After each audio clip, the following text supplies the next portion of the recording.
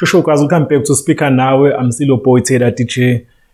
Ngibona ipost la ku Facebook ngibona i-top 20 ye-Song of the Year Ukhozi FM. Hayi. Sengwenzile ama video before iminyaka ewu2 ilandelana ngikhala ngohlu lengoma ekhethwa Ukhozi akulonyaka ngithi ake sibonge baphathi Ukhozi FM mhlawumbe ne department le music baze bakhethe ingoma ephila for i-top 20. Nami kulonyaka after maybe 5 years ngizoke ngivote nami ndise because bakhethe ingoma epopular ingoma ezinama numbers like ingoma obona ukuthi no bakhethe engomeni ngempela ephilayo hayi lento besikhethele ingoma esingazi sizizwe sibone seyibhale ku top 10. So I think mhlawumbe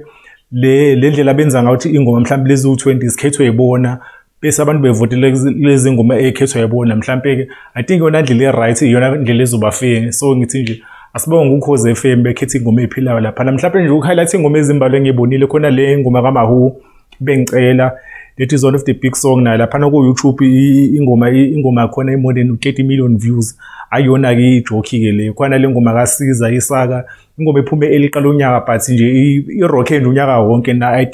I feel like enye ingoma ezongena ku top 10 lo because I feel like ingoma ebig khona le ngoma kaMaster KG beno Gun Flavor le ngishutheni leno emo leyo ngoma leyo that is one of the biggest song ephumile this I think ama views music video yakhona ila 80 million views. Ngiyazi ku Master KG uke waba nengoma enkulu before Jerusalem so usenayo imarket la international. So I think that is one of the reason ingoma yakhe inkulu kangaka. So that song na ya deserve kuba ku top 10 nje. So ingoma ekhona lapha ziningi izinohlonze but angizokhuluma ngazo zonke but nje ngihappy ngendlela Ukhozi elihandlishe ngayo lento Song of the Year. I think abanye abalaleli mhlawumbe de sibefana nami abade bengasenendaba ne Song of the Year mhlawumbe bazobuya belalela Ukhozi ngo December because mina ngifuna uqamba amanga angiyena mhlawumbe umlandeli Ukhozi FM sengamuvela ngapha egagasini but when it comes to Song of the Year angifuni lo ngiqamba amanga noma ngilo ngizenzisa Song of the Year ingoma ehlonisa unyaka Ukhozi FM because Ukhozi ilona enama numbers ahamba phambili South Africa. Song of the Year isebenza kanjalo whether abantu bayaforce noma baforced iyohlezi njalo Song of the Year ingoma ezohlonisa unyaka ku national radio yona ihamba phambili. So eSouth Africa ka Ukhozi sithanda ke so just kuya nje kuyipoint eli-interesting umafika izolo lapha uyena kuphela artist lamaskande ngimbonile lapha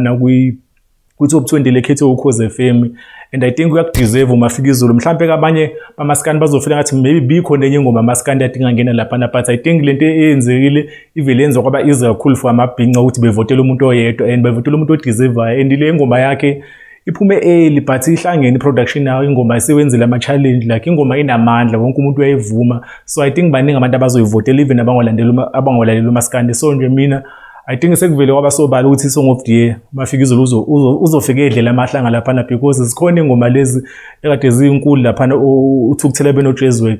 but I don't think bengayihlula ihype kaMafika izolo nendlela nje ingoma yakhe laMafika izolo because even namanje uyilalela ingoma kaMafika izolo le I know isasho namanje iproduction le ngoma ihlangene kakhulu. I think one of the reason ezoyenza ukuthi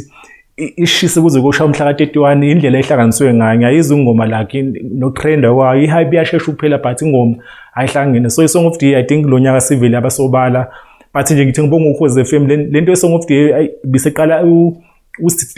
udisplay phansi